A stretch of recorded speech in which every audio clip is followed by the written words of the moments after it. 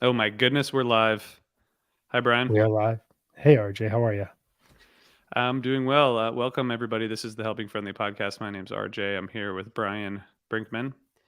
Brian, you are the head of this department at Osiris Media, and you're doing a great job keeping us going. So thank you for being awesome at leading us. Well, thank you. It's a tough job. I have to think about what to talk about fish, and then I have to listen to fish, and then I have to talk about fish. And you know, I've told friends about what I do, and they're like, "That is what you should do." So I feel good about what I am doing, and I thank you for letting me do what I do. Yeah, it's pretty great. So Megan is not joining us today. She's resting. And it's pretty wild out there in fish world. Yeah, I'm getting a lot of text messages with pictures of positive tests on them. It's pretty much everyone that I know who went to MSG, Yeah. it's spread.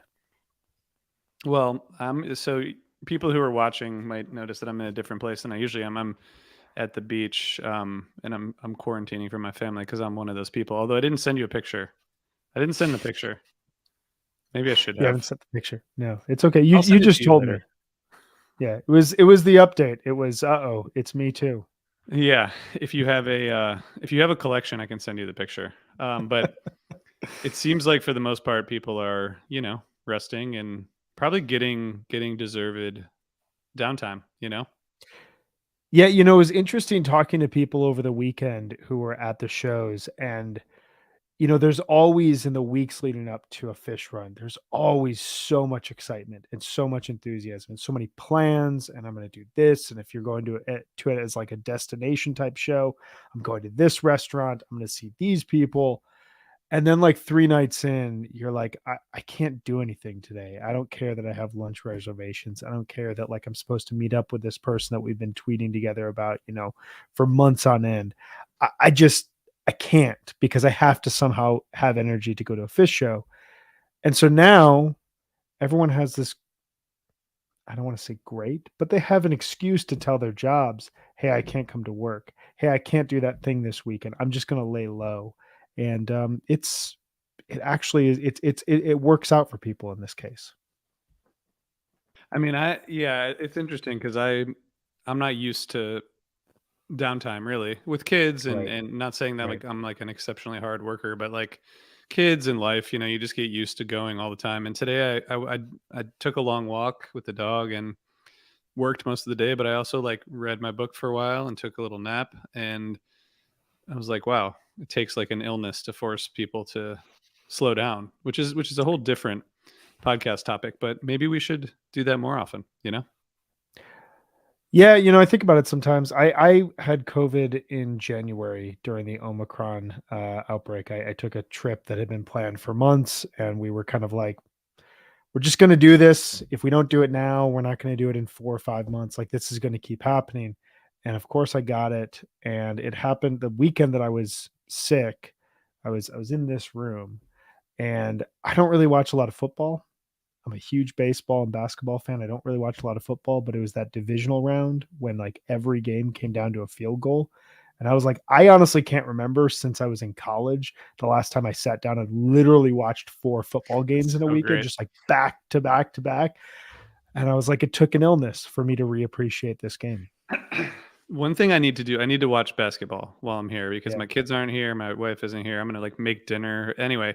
Um, yeah, it's really interesting. I just want to say one of my friends alerted me to a post on a message board about the Helping Friendly podcast, and the person said that we were too positive. So I just want Fair. to I just want to say that we made this podcast to talk about our favorite band, and I just I just wish we didn't like them so much. It would be a much better show if we disliked the band. Yeah, it's the angle of I will spend thousands of dollars annually to go and see fish and thousands of hours as well to listen to this band and analyze this band all for something I don't enjoy is it's an interesting angle to me. um the to that point, I feel like there's a lot to be positive about. And I think this is in some cases a good loop around to the episode we're going to talk about, Yeah. the show we're going to talk about today, because we're going to dip way, way back in time to 1987. Um, you know, it's interesting to listen to Old Fish and to hear the ambition of where the band wanted to go, but like Trey is playing the majority of the set with like a flanger effect that is like your guitar center effect. And it's like not amazing, but like the ideas that he has and what he's presenting is amazing and is really like revolutionary.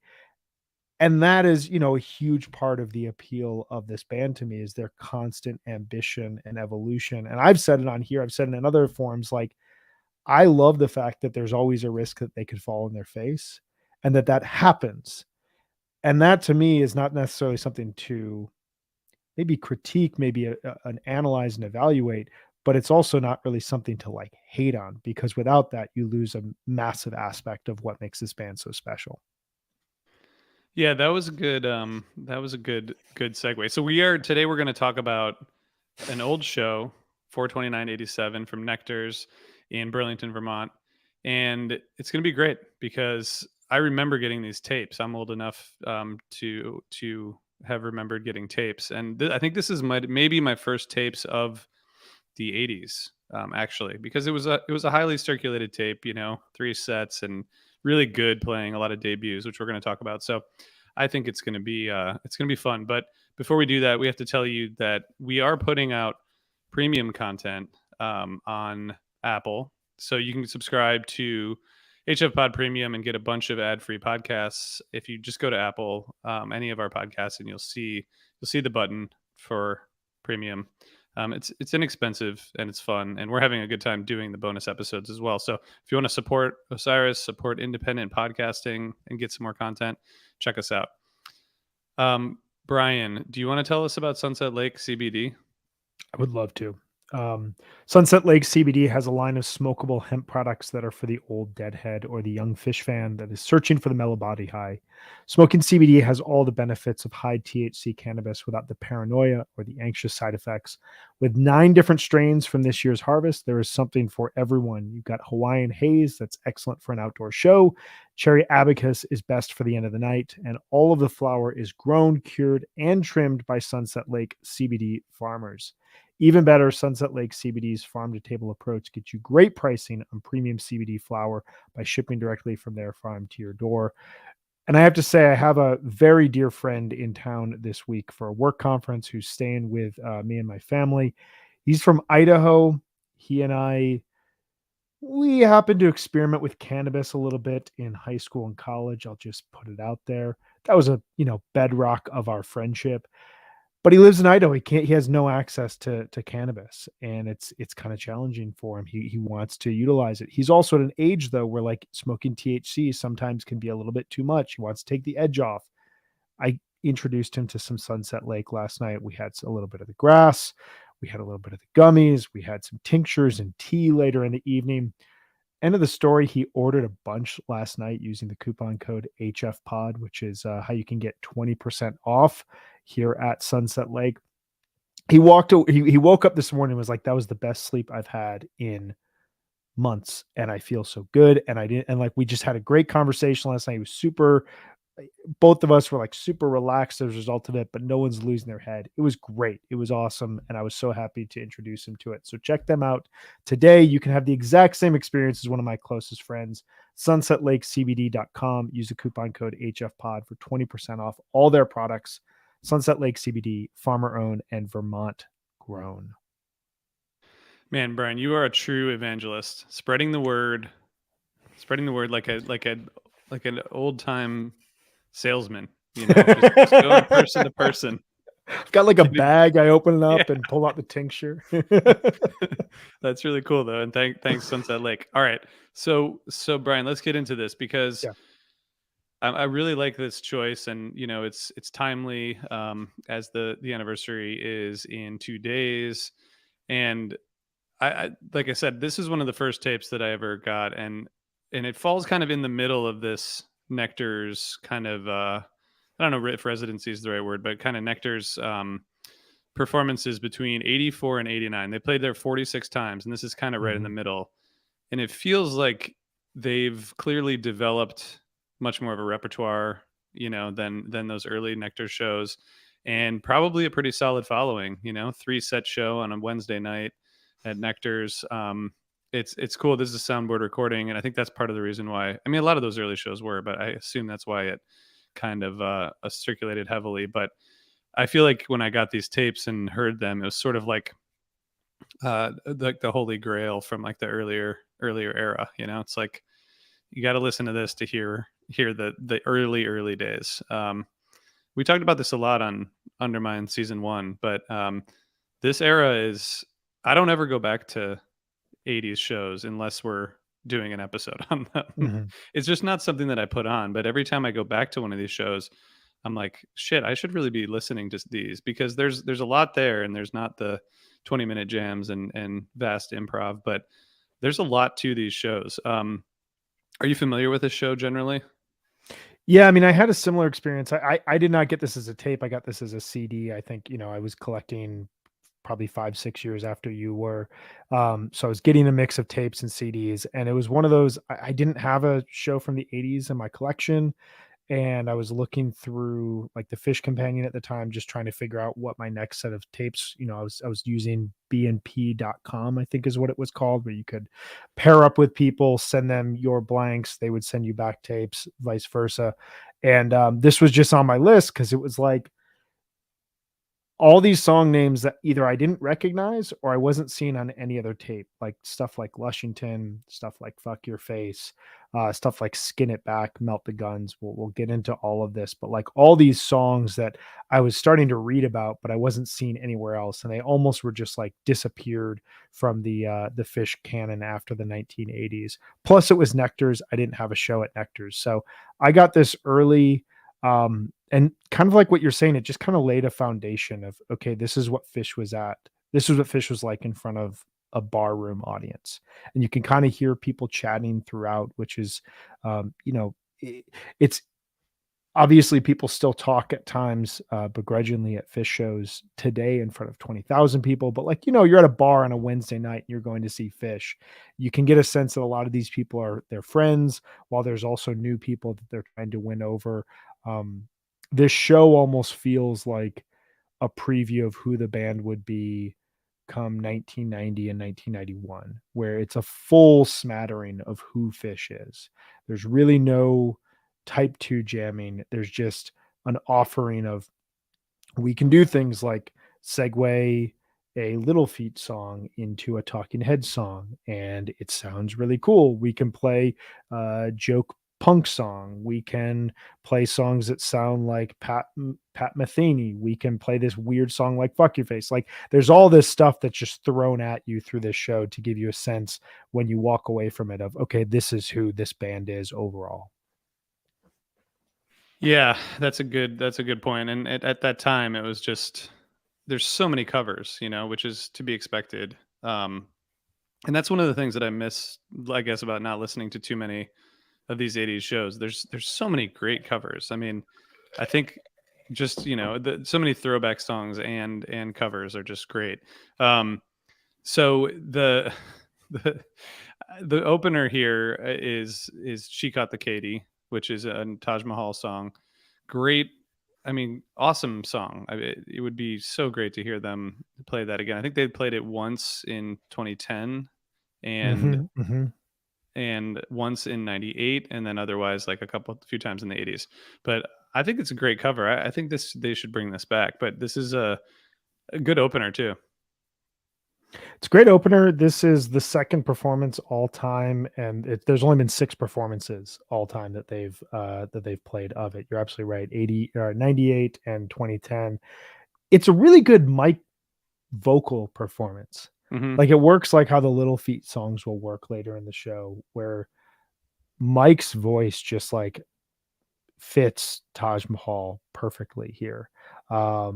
And yeah, I really like it as an opener. It's energetic. It leads into Alumni Blues, Letter Jimmy Page, Alumni Blues, which, gives you this kind of contrasting views of like Fish as both a cover band and also a band that can play in this kind of groove and funky style, quasi blues, but then a band that basically takes an American song structure like blues and just kind of like spins on his head in this very punkish way in Alumni Blues, Jimmy Page, Alumni Blues. Yeah, the first thing that like sticks out after listening to the show is just Trey's guitar playing, which is I guess Yeah. maybe what always sticks out, but just the tone is kind of funny. Like it's not the ideal sort of sound, but he's just so on top of every note, and we know that like these early days he was like just focused on the mechanics, and he had really kind of mastered it by 1987. I think people think like of the early 90s as when he was like most probably got faster and maybe more proficient over time, but he's already kind of there in 87. Yeah, I mean, you can hear the sound of Trey forming. One thing that we did really well in season 1 of Undermine, there were 2, I guess there were 3 episodes across the season where you, Matt, Brad and Jonathan got together and went through basically like segments of really important shows where there were debuts and whatnot. And if you listen to 10/15/86, which is about 6 months ahead of this, it kind of serves similarly as how this show does. It's a 3-set show, has a ton of debuts. The biggest noticeable difference is Trey's guitar playing has taken such a huge leap forward. And this is around the time that he's building or he's having Paul Languedoc build his guitars. I believe that those debut in the late summer of 1987. He's still playing, I believe, the Ibanez at this point in time. But you can start to hear like the Trey sound really come through. And you're right, he's thinking a lot about fundamentals, but you also just start to hear him kind of break off and his own voice coming in. There's a couple places through this show. I think specifically the Skin It Back, when that goes into a little subdued jam that like sounds like a preview of the way that Fish would jam come like 1997 and 98. It gets really dark and kind of groovy. You start to hear him find his own voice, and he may not fully know how to rein it in at this point in time. But you're starting to hear him kind of figure out who am I and what do I want to say in these phrasings. Yeah. Yeah, you mentioned the I want to talk about the Skin It Back kind of cities, but I'm such a huge fan of the jazz Fish, and Mm, hearing them mm. play Swing Low and Take the A Train. I really think they were really good at it too, you know. I mean, they had the Fishman kind of jazz ensemble that played around that time, but I think they pulled off those jazz songs like really well. I do too, and it's interesting to me that later in their career, bluegrass would kind of serve the same role that Mm, jazz did, in that yeah. it would help them with songwriting, help them with their playing, help to kind of expand their larger cover repertoire. But whereas like you go to a show and you get an Uncle Pen or you get a Rocky Top, you get a Nelly Kane, you don't get Take the A Train, you don't get Swing Low, you don't get these jazz songs that really kind of seem to be a part of where the band was at from a larger musical influence standpoint. Like you get this influence of kind of abstract jazz experimentation, and at least in spirit, that will hang out with Fish and linger with them throughout the majority of their career going forward. But you don't get these songs that kind of join. It'd be really nice to hear something like Take the A Train brought back. It hasn't been played in probably 30 years at this point in time. Yeah. 30, 25, 30 years. Yeah. It would be I wonder if they would have to practice it a lot. Or do you think that's like one of those songs that you just once you learn it, you know it because it's sort of like one of those things you can just go back to? I kind of feel like with Swing Low, like the way that they play it, it sounds like something that it's such a standard. It sounds like something that they could, you know, figure out backstage and just play as kind of a gag bust out. But I don't Yeah. know. Take the A Train. Yeah, I think that they could probably learn that again. It's a standard. It's got to be Yeah. something that never really leaves. Yeah. Yeah. So the first set doesn't have a ton of, jamming really until the Skin It Back into Cities. The segue is just it's just so smooth and perfect. And I assume they practiced that and planned it because it was just like it was too smooth to have happened organically, or at least that's the way it sounded to me. But really awesome in both versions. You know, just that's where the show kind of starts to pick up, I think. Mhm. We should say in the Fire, the Hendrix cover right before Skin It Back, you hear Trey like really unleashing the fury of the guitar. So I feel like the kind of early part of the show is sort of warming up, and this Fire, Skin It Back, Cities, Lushington is where things really start moving. Yeah, we talked a couple weeks ago. I believe it was about the Boulder, Colorado show for 490 of the power of like seeing a band like Fish in these small rooms and then Trey just faithfully playing um, Good Times, Bad Times in 1990 and delivering like a Zeppelin style performance to 100 people, and how thrilling that must have been to be a fan who just kind of goes out on a Tuesday night to see a show. And I think Fire has that same effect where like even if you knew Fish, you know, you're going out there, you're going to give them some time to play their originals, but then they throw down a Hendrix song and Trey just absolutely nails it. Like that has to, you have to walk away being like, even if you don't know that this band is going to become what they're going to become, there's at least got to be a part of you that's like, okay, there's something special with that playing there. Um, but Skin It Back in Cities, this is one of my favorite parts of the show. You said it sounded like almost like planned out. Like I was looking at this, this had happened in 3 of the 4 previous performances that Skin It Back would go directly into Cities at that point in time, which was cool to me that like at that time you're seeing them start to experiment with what works, like what can we rely on, what can we fall into at this point. I was also I was looking back at the stats. It's wild to me. Like, so this is the like 5th performance of Skin It Back, and it would basically be performed through the next summer, and then it just drops off and it does not return until 2012. And we've seen 4 performances in 3.0, but they all had pretty significant gaps. The last one was I believe your 100th show, 10/21/2018 at Hampton, Yeah, yeah. which was 113 shows ago, which feels, I can't believe that was Wow, 113 shows ago. that was so fun. It was a good show, and you guys Skin It Back, 100th show. That's amazing. That man, we should talk about that show at some point. I We can't should. believe they played that simple in the first set, and that was a couple songs after the Skin It Back. Wow, unbelievable. I think Okay, that's how a sorry. lot of people felt on Saturday night at MSG. How are they playing this simple in the first set? It's true. But Totally hey, I'm sorry. different. That's too positive. I'm sorry.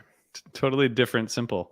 You know, Totally different. the Yeah, yeah. MSG one was scary. Okay, sorry. Back to this show. Um, the Brian, you mentioned the Lushington earlier, Yeah. closer, and I didn't. I guess I forgot that like the chase was part of Lushington, but just another reminder that these throwback songs like "She Caught the Katy," "Lushington," "Skin It Back," and then later "Dog Log," "Melt the Guns." There's so many. Like a proper Dave's Energy Guide. It's like one of the most fun aspects of going back to a show like this. But what's your thought on the Lushington? I think you're a Lushington fan. It was ranked the best Fish song. So I think you're not alone, right? I think it's a great song in the sense that, like, you know, I was thinking about this when I was listening to it. Trey talks in the Fish book about, and this was 10 years afterwards, but he talks in the Fish book about this desire to write in the mid 90s to write set closers and to write like songs that could really impact an audience. Lushington would be a great set closer. And you know, the look on a crowd's face when they go into the chase, but then go into Lushington, you know, you'll know the chase, you'll know that music and be like, that's a part of Fluffhead. What's going on here? Um, it would be a huge, huge bust out. We haven't heard it in 1,829 shows. So it's been a while. Following this version, this is only the 3rd version ever. It would be played throughout the summer of 1987 and then has not been seen since September 2nd, 1987. It was played at Hunt's. I just think that the song does a really great job of combining, and it kind of showcases where you hear a lot of Fish at this point in time. It just combines a lot of parts and a lot of ideas in a way that may not fully work, but almost works in the sense that like McGrupp does. Like McGrupp to me just constantly feels like 5 songs kind of smashed together. And it makes sense to me that they don't play McGrupp on a regular basis because I got to imagine it's just like a challenging song to get through night to night. Yeah. Um, Lushington kind of works in that way, but it has just this like very natural peak that you can imagine in front of a crowd of 20,000 people, you know, everyone's singing that chorus back at the band. It would be a really collective, joyful moment. So I'm honestly slightly surprised that they haven't brought this back. What do you think about that? Well, I think so in the 8/29 2014 show where they Yeah, spelled Lushington, um, which I was at that show, and again another amazing simple at that show. That's the common it's the it's common a thread thread. between all the things we're talking about. But I guess it's never coming back. I mean, the fact that they didn't play it when they spelled out the song name in the first set is really kind of fucked up. And then went ha And ha ha. yeah, so I think I'm sure everyone watching or listening remembers that. But the Rolling Stone did like a fan poll of the the 10 best Fish songs, and this came out in summer 2014. And You Enjoy Myself was 2, Divided Sky was 3, Tweezer was 4, Reba was 5, Harry Hood was 6, 7 Fluffhead, 8 Lizards, 9 Antelope, 10 Farmhouse, which is funny. But number 1 was Lushington. And so 2 months later, they spell out Lushington in the first set at Dick's, and then they don't play the song. So if that's not happening, then I guess it's never happening. But that was a great, I guess, instance of the band kind of fucking with us. But they could have at least played it. They could have encored with it or something. So if they didn't that time, I don't think it's coming back. I feel like, yeah, I feel like it's a song that is, and there's a couple others in here that is lost to time, but is also one of those like the bizarre thing, and we'll get to this towards the end. Like, "Fuck Your Face" is played at this show, and then isn't played again until 2010. You know, there is a part of them that you think about, "And So to Bed" from Sacramento, never once played, put on the white tape. You know, there's a part of them that are digging back into their back catalog just to find gems. And maybe it's just that like right soundtrack where or sound check where Trey's just like, okay, we're doing it tonight. We have to. Yeah. It would be great. It would be great. I hope I'm there for it. Because like you said, I mean, it's a good song. Like it's got this, and I mean, all right. I'm not sure if it's a good song, but it's definitely a song that would be fun to hear. Yeah, I think that that's it. It would be these mishmash parts of other Fish songs, the chase, namely, and then this peak with a chorus that like 150 people in the arena would know, and everyone else would be thrilled that they were there to see it, and everybody on the internet would lose their collective minds, and Fish would trend for 2.5 hours, and nobody would know why outside of the Fish corner of the internet, but it'd be a great moment. It'd be, oh my god, it happened. Yeah. Yeah. I also should say that Dick's show that I was just mentioning, that show was on the 27th anniversary of the last performance of the song. So a lot of things came together for that. And I don't think anything like that's going to come together again. But I think the point is that closed set 1 of this show that night, and it was good. And there was really nice jamming. The second set opens.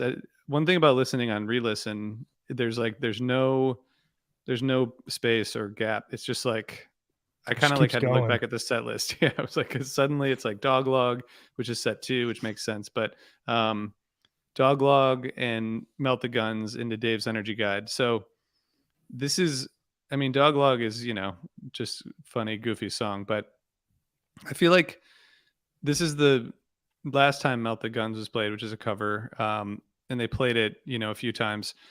People always want Fish to like, not people. Some fans want Fish to make like political statements and say things or mention things or advocate for things, and this is a perfect one to make because the Yes. issue, is I think most fans would agree, like the message of the song is great. Also, it would be an amazing jam. And I think they should bring it back because it's a fun song, and I think could lead into like an almost like an undermined kind of jam. It was really cool to I hadn't heard that song in a long time.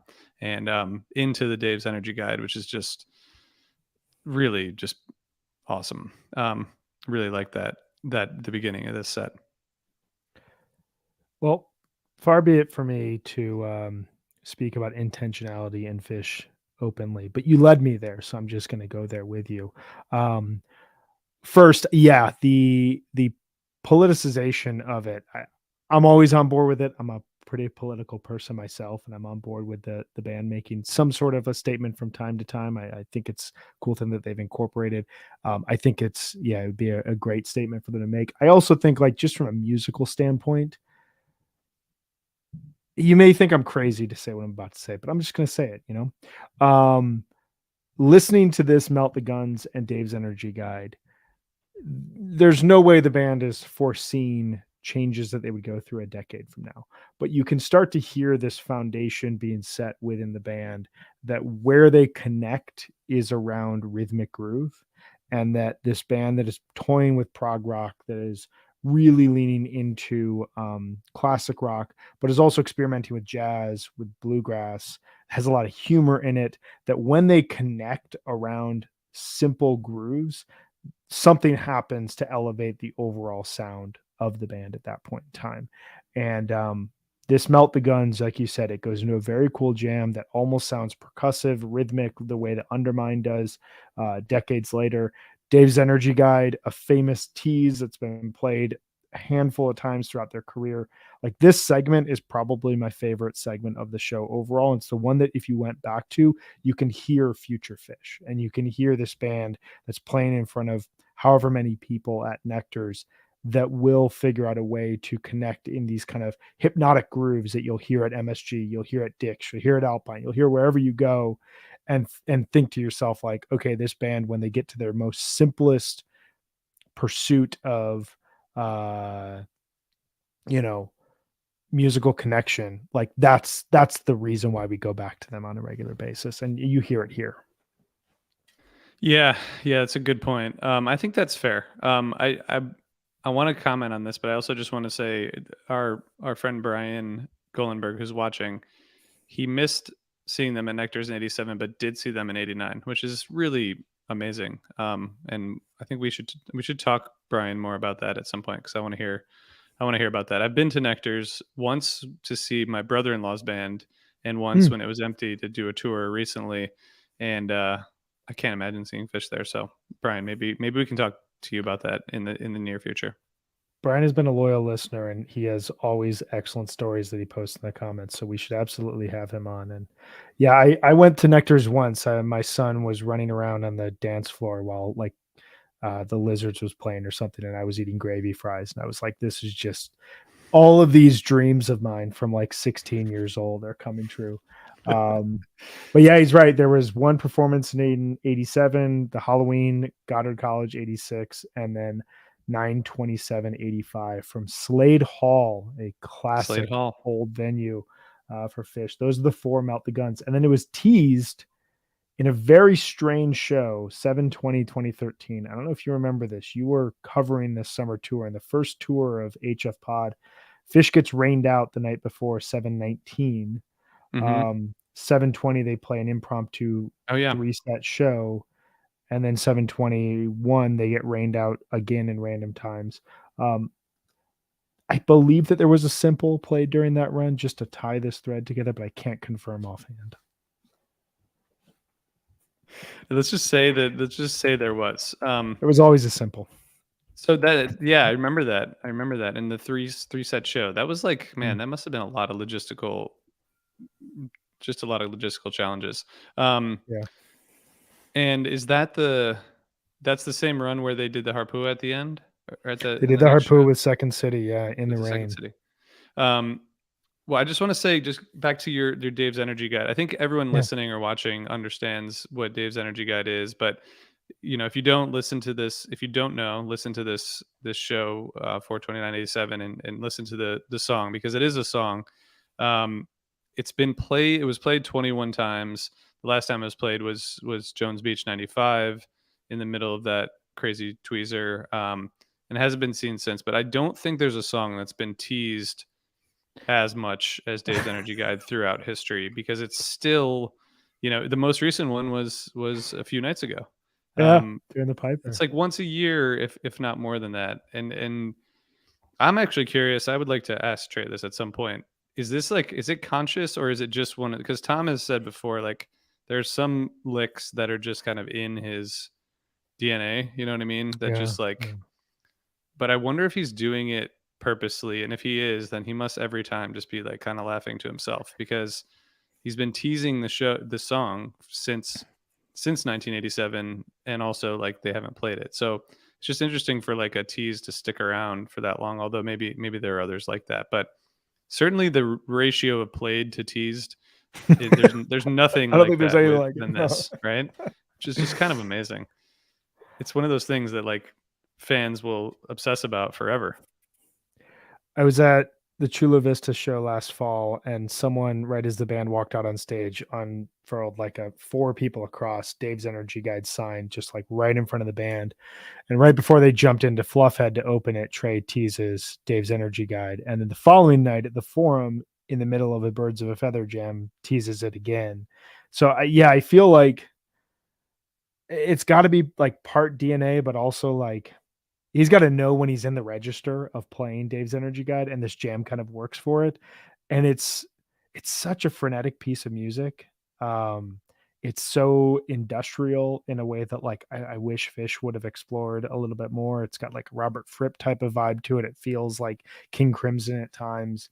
Um, I don't know. It's a when we were looking at the 80s in Undermine season 1, it also coincided with I was listening to a lot of Gabriel Genesis, and I was listening to a lot of King Crimson, and hearing those 2 bands in conjunction with Trey as like a mid-20s, you know, guitar player, creating music, playing shows, trying to figure out if this band had legs. You just hear so much of that in there, and Dave's Energy Guide kind of like wraps it all together. This Dave's Energy Guide was originally called Memo to Fripp. There it is. So that's he admired. I'm sure he still does admire Fripp. They should play together. Oh. Got a new collaboration on the horizon. So after this, they play Take the A Train, the first known Fish performance. It's funny because there's a couple debuts in the show, and then there are a Yeah. couple first known performance, right? Because we don't know, and we'll talk about the encore, which has been hotly debated for years about whether it was a debut or not. But Haley's Comet, Quinn, AC/DC to close out the set. I think that first section that you talked about kind of makes this set probably the or at least my favorite of the 3. Yeah, it's interesting how the first half are pretty much all these songs that have just completely disappeared from the Fish repertoire. But then you get Haley's, Quinn, and AC/DC Bag. And both Haley's and Quinn have been busted out at times. Bag has obviously been just like a war horse for the band throughout the years. You're constantly going to hear it. But like it ends with 3 songs that we're all pretty familiar with, but they sound not necessarily like a shell of themselves, but definitely like a band that's still figuring out. We've got this goofy song, Haley's Comet. Nobody has any idea that this song is going to become a pretty cool jam vehicle a decade from now. Quinn the Eskimo is just like, you're playing Dylan, you're playing, just classic Americana. And AC/DC Bag, you're taking elements of Gamehenge almost a year before they would ever even play Gamehenge in full.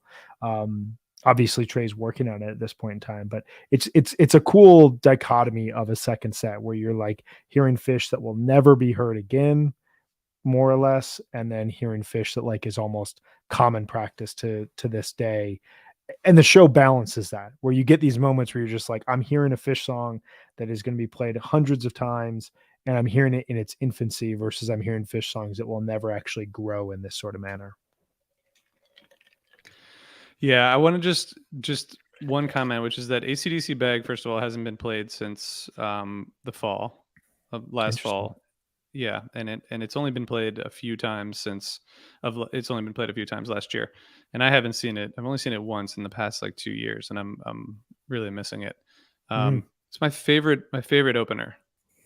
It's a I great choose opener. I choose it over anything in terms of an opener, and here it's a closer, which I guess at this point in Fish, you never know where songs are gonna show up.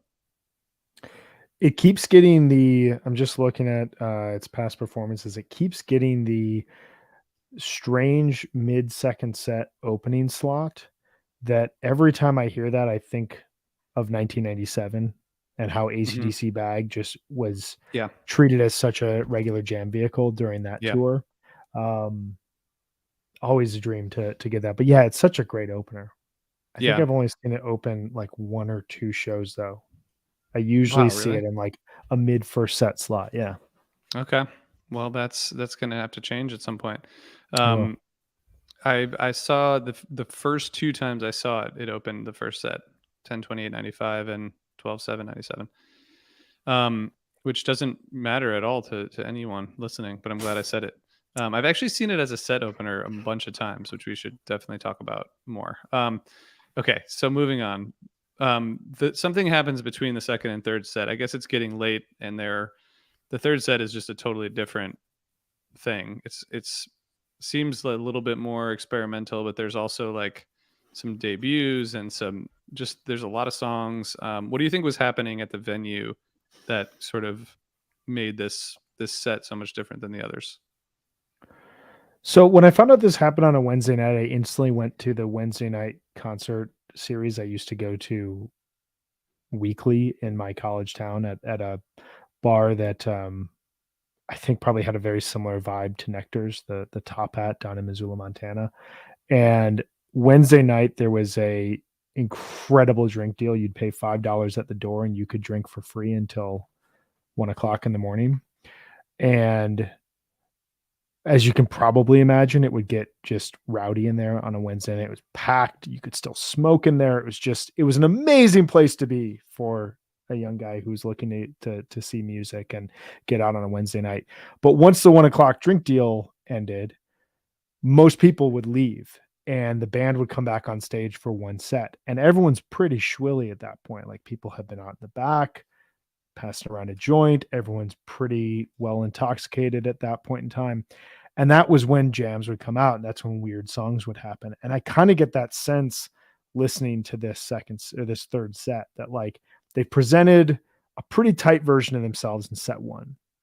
They've got some great covers that people will know.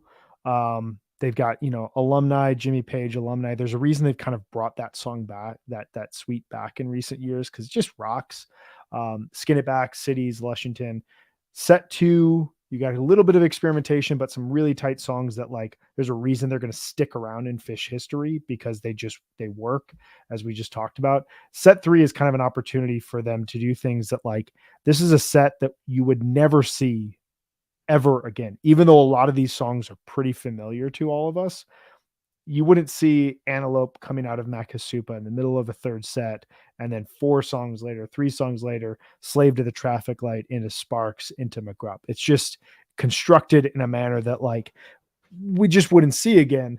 And I love that about it because it really feels like a band that's just playing in a bar and has finally reached like the set of the night where they can kind of just be themselves most clearly. What are your Yeah, thoughts? that makes sense. That makes sense. Thanks for that story. We had places like that in college too, but that seems like a really good analogy and probably a good explanation. To me, the Peaches into Fluffhead kind of summarizes the whole era. Mm, Like there's Trey's playing was clearly honed by like these artists and covers yeah. that he loved, right?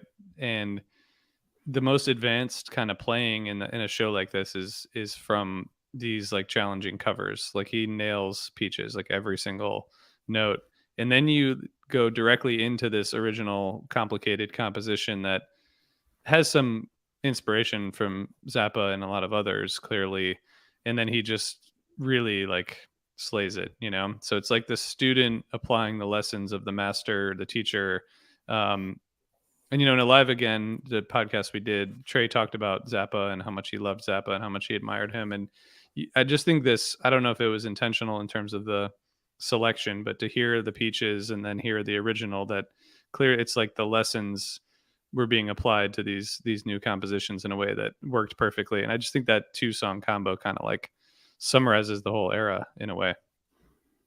I didn't really consider it like that. I love that breakdown. And it's interesting to hear Fluffhead in a manner where you're hearing all these different versions of Fluffhead scattered throughout the show, like different elements of Fluffhead scattered throughout the Yeah. show, but you really hear just like the bones of like what makes this song coming out of Peaches, where he's almost like using Peaches as like a warm up to be like, can I play like this? Okay, now I can present to you Fluffhead, because this is how I took these ideas and applied them myself. It's a really cool concept. Yeah, yeah, and the other jam in here, the first time or first known Fish performance of Timber, which is like a really cool kind of dark jam. The darkest Timber ever got from me was Vegas '04, which I know we talk about every episode because we're gonna have to talk about it at some point, but not quite that much here. But We're just it counting was down cool to to the hear that. 20th anniversary when we have to do a full Exactly, 3-show deep dive on we Vegas do. '04. But the Slave into Sparks into McGrupp into Curtis Lowe, which was also the first Fish performance. I mean, what an amazing group of songs here. Should we talk about any of that, or should we just talk about the encore, because that's our final point of discussion here. Well, yeah, I just want to dig in just a little bit. Like the Makasupa, I talked about this last week with a friend of the pod, Ben Greenfield. He joined to go through. We celebrated Makasupa on 420, which felt very appropriate. And one thing I discovered in like listening through a lot of Makasupas throughout the years was 1987 was just an amazing year for that song. And most versions in August throughout the summer are just like 10 minutes long. They're stunning, they're slow, they're beautiful. It's some of the best lead guitar I've heard from Trey ever, especially in like the 1980s. This isn't as long, but it's a good preview. It's a great little Makasupa. Um, this is the second ever version of Boogie On, which will be played a couple of times until 9/13/88, and then it has a 989 show gap. Slave, it's only 5 minutes, but like it gets the emotional uproar, and like I wonder what it was like to be in a room like this, listening to them play a song like Slave that's so quiet, so patient, it builds up. Um, McGrupp has spoken lyrics, which really sounds like 1980s Fish in the funniest and just kind of it kind of gets back to what I was saying earlier, that like a song like that is played rarely, because I think it's probably really difficult to play, and like singing those lyrics that are so descriptive and so earnest about the Gamehenge saga over just really complex music. But I also found the Ballad of Curtis Lowe. I didn't pick this up until the last time I heard it. He gets a bunch of cat calls from the audience, and it kind of leads me to think that this song was either sound checked or played in like private in front of people, and people were like encouraging him to sing it, because it gives you a sense of like, one of the things that appealed to me early on about Fish was not only do you have these jams, not only do you have Trey, who just is absolutely incredible on the guitar, not only do you have this humor, but you have this figure like Paige, who plays a baby grand piano, which is not something you typically see in rock music, but also has this just like incredible voice. And hearing him sing Curtis Lowe in a bar in the 1980s, like really showcases various elements of how this band is going to not just grow beyond Burlington, but like is going to play arenas one day. I don't know if I have told you this, but I took my brother-in-law to one show. I think it was 11/26/09, the night before the amazing show. I mean that it was good, but in or Albany. 27th, I guess, because the Yeah. 28th was the Albany, the Suddenly, big yeah. Albany show. Previous one was the 27th. So um, he is a man of few words, and generally like doesn't say much. And at the end of the show, I asked him what his what his thoughts were about the show, and he said the piano player should sing more. That was his one comment. And I just thought that was like such a concise comment. That's so I mean, funny. they did play "On Your Way Down," which he was a fan. He knew that song, Hmm. and Paige sang it. I think that was maybe what got him. But anyway, that's just a anecdote that has nothing to do with your point. But about Paige, you know. Well, can I say something as an aside that just to keep this anecdote going? I am in the very, very, very, very low minority of people who prefers 11:27:09 to 11:28, and we can talk about that at some point. Probably not in this Wow, episode because that would, but I they play wow, Tomorrow's song Out of Piper, and it's just gorgeous. It's the debut of Golden Age. They end the first set with Light. It's just I love that show so much.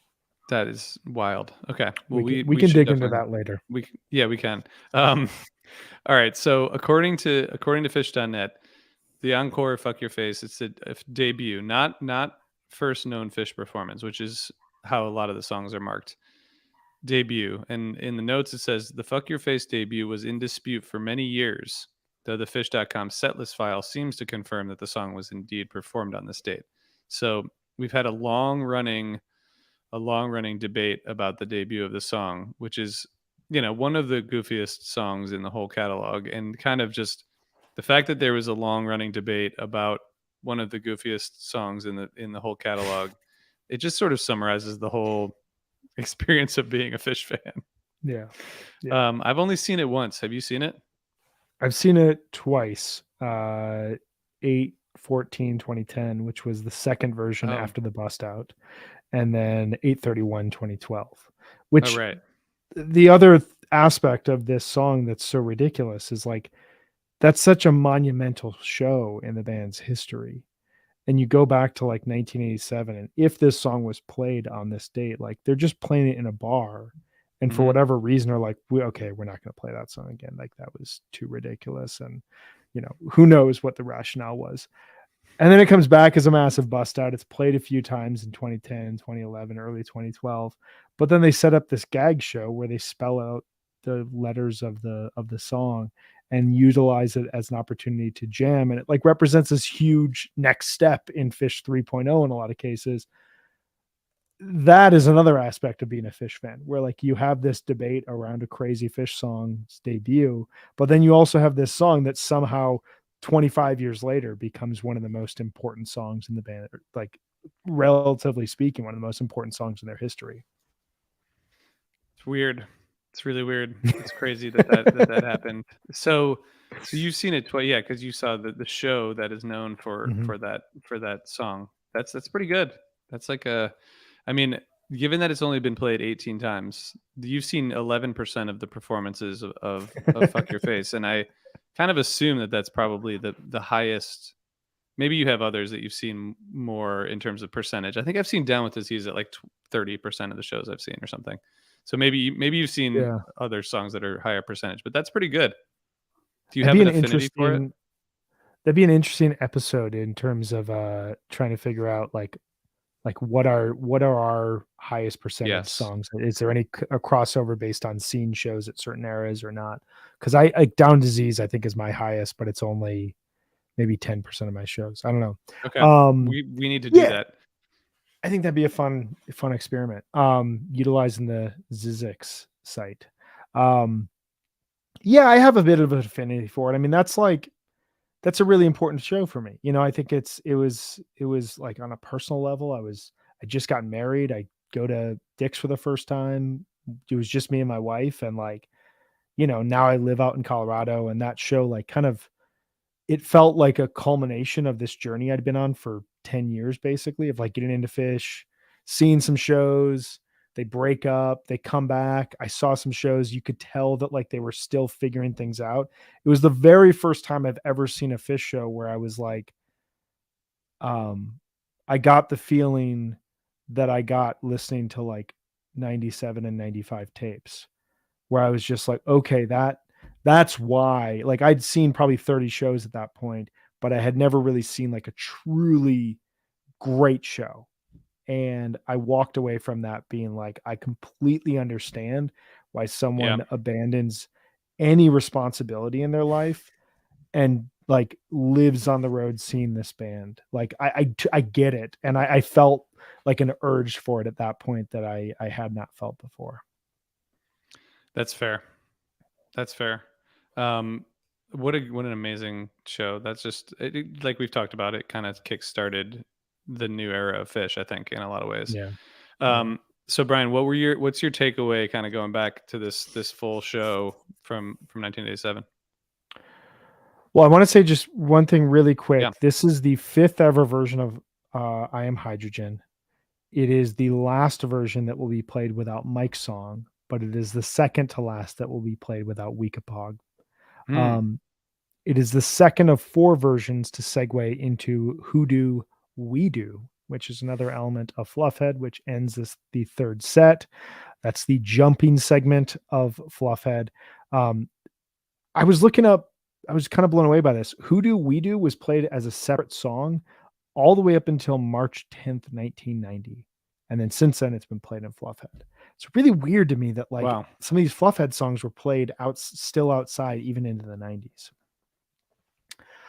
I, My biggest takeaway is just like we talked about at the top, like there's some great shows from 87 and 88. And ever since we went back for Undermine and looked at these at the 1980s, I've kind of come away with this appreciation for specifically 87, 88. It feels like a period where like Fish is really starting to figure out their sound. I would say this show, um, uh, Ian's Farm, 821.87, The Ranch, 829.87, Nectar's, I believe it's 621.88, and then the Colorado shows from August of 88.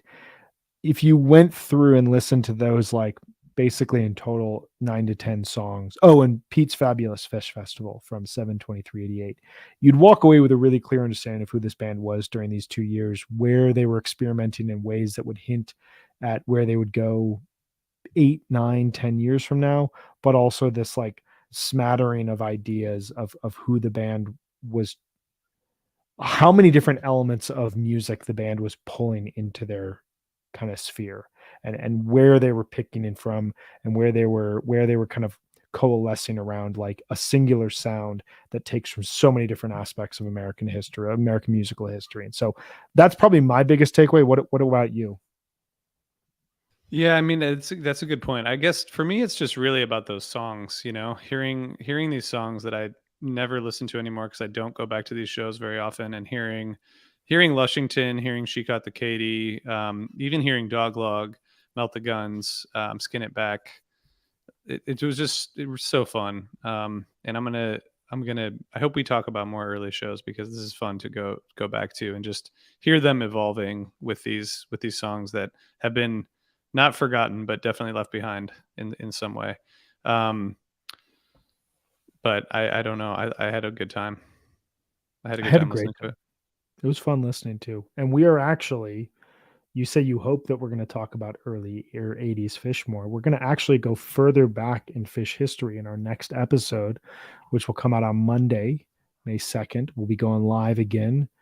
We're going to be talking about the very first show of Paige McConnell with Fish, 5385, a show that is celebrating its 37th anniversary. Is that right? 37. Yeah, it Amazing, has to be because I'm 37. I was born in 85. I just did the amazing. math for myself right there. That's crazy. Paige has been in Fish just about as long as I've been alive. That is actually kind of crazy. Well, I'm looking forward to that. And Brian, this has been fun, and I think we went through this in detail, but we have to tell people about our amazing sponsors before we go. So maybe quickly, I'll just tell everyone that Sunset Lake CBD, who Brian is the traveling, not even traveling. He's just a salesperson for Sunset Lake CBD. Has a backpack full of their products. They're a majority employee-owned hemp farm located just outside of Burlington. I think, as everyone knows, they were a dairy farm producing milk for Ben and Jerry's, and then they diversified and started growing hemp for CBD. They make some amazing stuff. They also put a lot of care into what they do. They're 100% pesticide free. They implement cover crops and crop rotations, and they're a research farm for University of Vermont agronomists to study hemp and inform best practices in the industry. And I use the tincture. I have it here with me. When I left my when I left my home yesterday, because I had to come here to try and not infect my family, the Sunset Lake CBD tincture is one of the things that I put in my bag. So I never leave home without it. And you all should check them out at sunsetlakecbd.com and use the code HFPod for 20% off. So thanks, Sunset Lake. That's sunsetlakecbd.com. Absolutely. And we also want to tell you about Cash or Trade, which is the only secondary ticketing marketplace where fans can buy, sell, and trade tickets at face value. Fans are able to DM each other before, during, and after a transaction. You can also rate and review each other when a transaction is complete. There's no added fees to sell your tickets. All sales are fully protected by Cash or Trade's trader protection policy, which guarantees your money back should there be any issue. Users can avoid purchase fees with a gold membership subscription. Please visit cashortrade.org to learn more and utilize their services, especially with Summer Tour on the horizon. Amazing. Thanks, Cash or Trade. And thanks everybody for listening and watching. We had a good time, and guess what? We're gonna come back again, as Brian said. And we're gonna talk to you guys early next week. So thanks, Brian, and thanks everybody for listening and watching. Thanks, guys.